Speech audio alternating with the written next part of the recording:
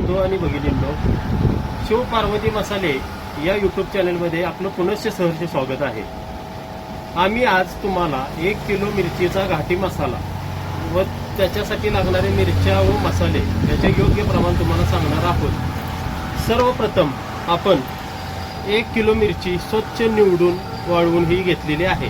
त्यामध्ये आपण लवंगी मिरची पाव किलो वापरलेली, ही गंटूर मिरची ही अर्धा किलो वापरलेली आहे, ही बेडगी मिरची ही पाव किलो वापरलेली आहे, ही रेशीम पट्टा मिरची ही पाव किलो वापरलेली आहे। असे हे मिरच्या वाळवून निवडून स्वच्छ करून आपण घेतलेले आहोत। नंतर आता आपण ह्याचे मसाल्याचे प्रमाण पाहणार आहोत। प्रथम आपण जिरा घेणार आहोत जो की 125 ग्रॅम असेल। मिऱ्याचं प्रमाण 50 ग्रॅम आहे।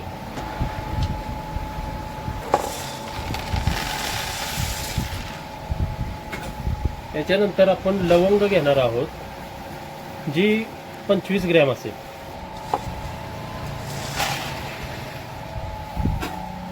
याच्यानंतर दालचिनी घेणार आहोत, ती देखील 25 ग्रॅम।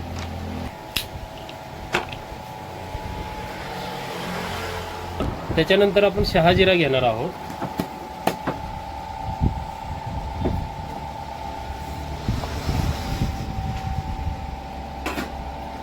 त्याच्यानंतर मेथी आपण घेणार आहोत 25 ग्रॅम।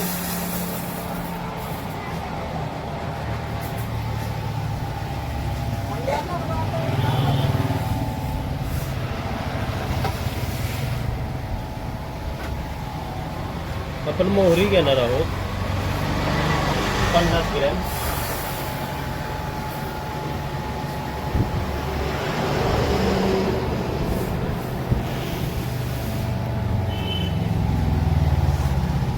तीळ घेणार आहोत 50 ग्रॅम।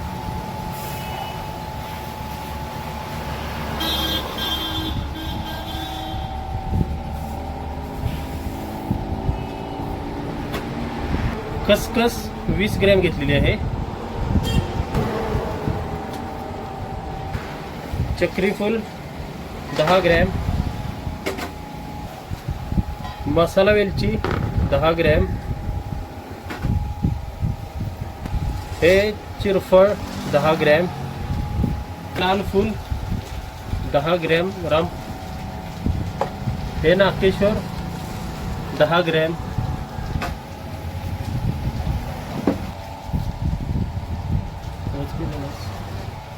जावेत्री 10 gram, kasuri methi 20 gram, सोरेगटे 20 gram, हिंग 10 ग्रॅम, पाव किलो घेणार आहोत आपण। तेजपान 10 ग्रॅम, दगडफूल 10 ग्रॅम, ही बडीशेप आहे, ही बडीशेप 25 ग्रॅम, सुंठ 25 ग्रॅम, हिरवी वेलची 10 ग्रॅम।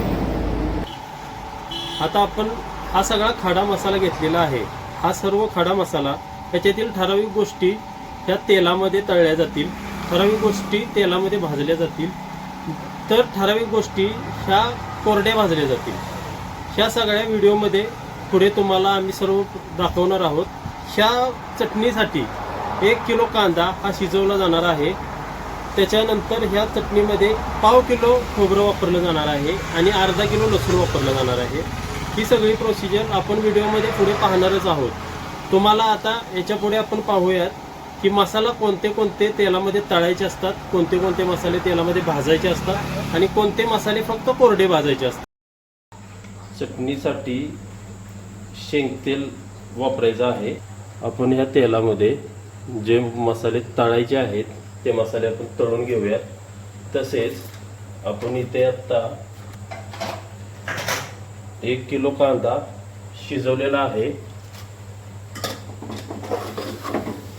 हे पहा 1 किलो कांदा असा पूर्ण ब्राऊन कलर होई तोपर्यंत शिजवायचा आहे। हा कांदा शिजल्यानंतर 350 ते 400 ग्रॅम एवढंच वजन राहतं।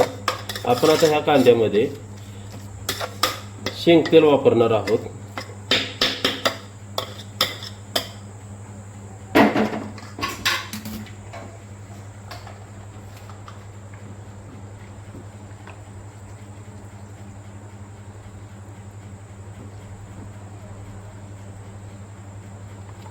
हे थोडा वेळ आपण गरम करणार आहोत. आता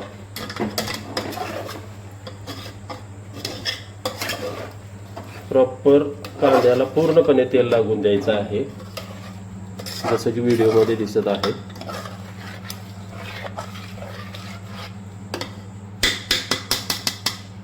आणि मंद आचेवरती कांदा शिजून द्यायचा आहे. तोपर्यंत आपण जे की सोरेगड्डे आणि हिंग या दोन गोष्टी मसाल्याच्या तळायच्या असतात ते आपण तळून घेणार आहोत. सोरेगड्डे अशा प्रकारचे असतात, ते आता तळल्यानंतर फुगतात.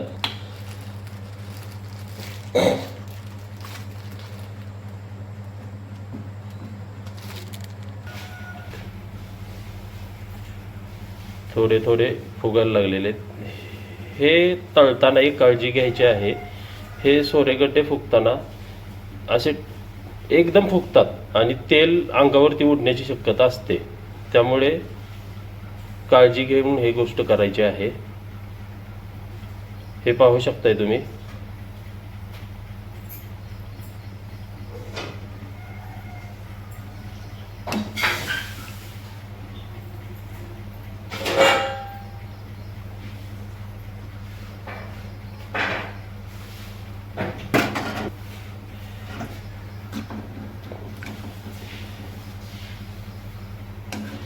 हे पाहू शकताय.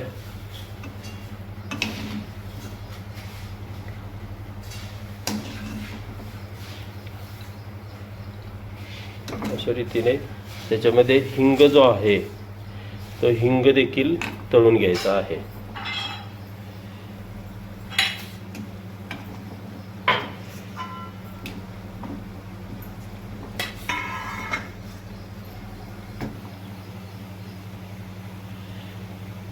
तळून घ्यायचा आहे. सोरेगड्डा हे बघा किती फुगला आहे, तुम्ही पाहू शकताय. जो फुगलेला आहे तो साईडला काढून घ्यायचा आहे. हे पाहू शकताय. हिंग देखील त्याच्याबरोबर साईडला आपण काढून घेतलेला आहोत. ह्याच तेलामध्ये सुंठ आणि ही जी मसाला वेलची आहे हे तळून घेणार आहोत.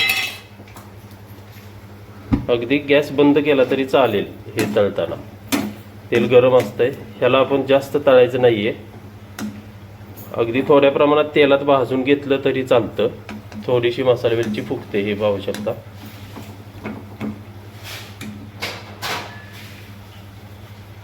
तुम्ही जेवढं मसाल्याला जास्त तेल लावाल ना तेवढं डंखावरती कुटायला प्रॉब्लेम होतो आणि मसाला एकदम फाईन बारीक होत नाही व्यवस्थित. एवढ्या 4 गोष्टी तेलामध्ये तळायच्या आहेत. बाकी मसाला सर्व कोरडा भाजायचा आहे.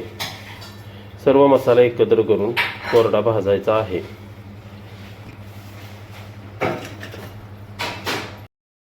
तर आता हा कांदा पूर्णपणे शिजलेला आहे, तुम्ही पाहू शकताय. पूर्णपणे कांदा शिजलेला आहे. हे खोबरं जे आहे हे आतून स्वच्छ पुसून घ्यायचे आहे वाटी, जशी मी घेतलेली आहे. आणि हे खोबऱ्याची वाटी पूर्ण अशी कांद्यामध्ये डीप करायची आहे. हे पहा, हे पाव किलो खोबरं आहे, त्यामुळे 3च वाट्या आहेत त्याच्या. हे पहा. आणि पूर्णपणे ह्याच्यावरती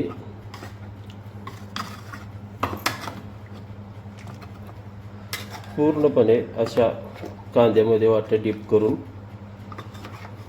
ठेवायच्या आहेत. अशा पद्धतीने तेल आणि कांदा हा पूर्णपणे त्या खोबऱ्याच्या वाटीच्या आतमध्ये असा भरून घ्यायचा आहे.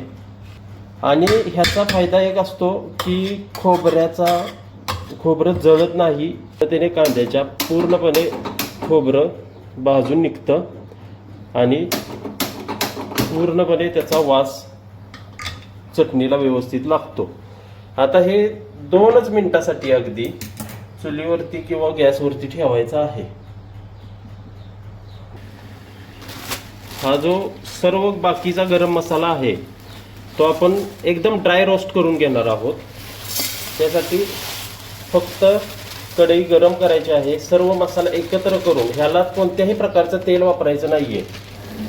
जेवढा मसाला तुम्ही ड्राय रोस्ट कराल तेवढी तुमची चटणी वर्षभर खमंग राहील. आपण ह्या मसाल्यास ड्राय रोस्ट करून घेणार आहोत.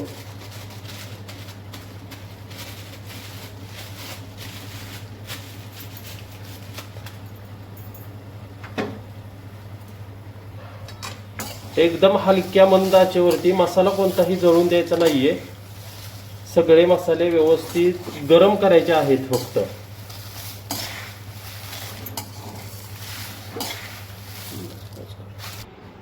तर अशा पद्धतीने हा पूर्णपणे ड्राय रोस्ट करण्याचा मसाला आहे. हे सोरे गड्डे, शिंग, सुंठ आणि ही मसाला वेलची ह्या 4च गोष्टी फक्त तेलामध्ये तळायच्या किंवा भाजून घ्यायच्या आहेत. आणि मी सांगितल्याप्रमाणे एकदा तुम्ही घरगुती चटणी बनवून पहा. हे मसाला हे तेलामध्ये ज्या प्रकारे आपण खोबरं टाकलेलं आहे, आता हे डंकावरती कुटाय नेईपर्यंत हे असंच खोबरं ठेवायचं आहे झाकून, जेणेकरून हे तेल 2-3 तास फुल गरम राहतं आणि चटणी करायला नेईपर्यंत ते खोबरं त्याच्या उष्णतेने पूर्णपणे आतल्यात भाजून निघतं. त्याला पाहिजे तेवढी उष्णता त्याला मिळते आणि चटणीला वास व्यवस्थित लागतो खोबऱ्याचा. एवढं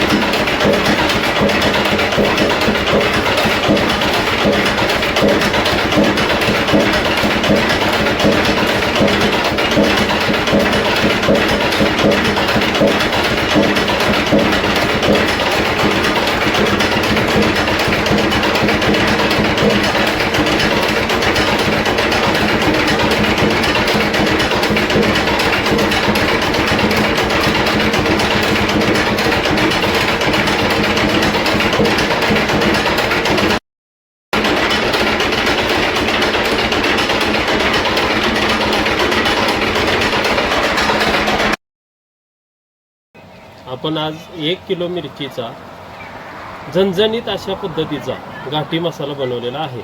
तुम्ही पाहू शकता अशा प्रकारे एकदम चांगल्या क्वालिटीमध्ये चांगल्या पद्धतीने हा मसाला आमच्याकडे कुटला जातो. 1 किलो मिरचीचा हा साधारणतः 4 किलो ते 4 किलो 200, 4 किलो 300 ग्रॅमपर्यंत मसाला भरतो. मसाला ऑर्डर करण्यासाठी डिस्क्रिप्शन बॉक्समध्ये मी माझा नंबर देत आहे. तसेच आमच्या चॅनेलला लाईक करा, शेअर करा, कमेंट करा, सबस्क्राईब करा. धन्यवाद.